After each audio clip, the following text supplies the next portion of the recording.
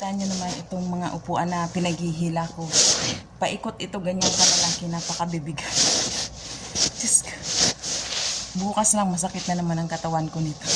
Tapos pag umuwi ka, papasok ako sa bahay, magluluto.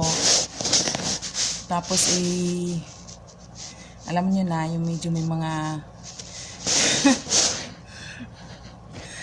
medyo maano-ano ka, matahimik ka at napapagod ka. Nako, ayaw na magsalita. Basta yun lang. Hilahin ko itong mga upuan, wala akong kasama.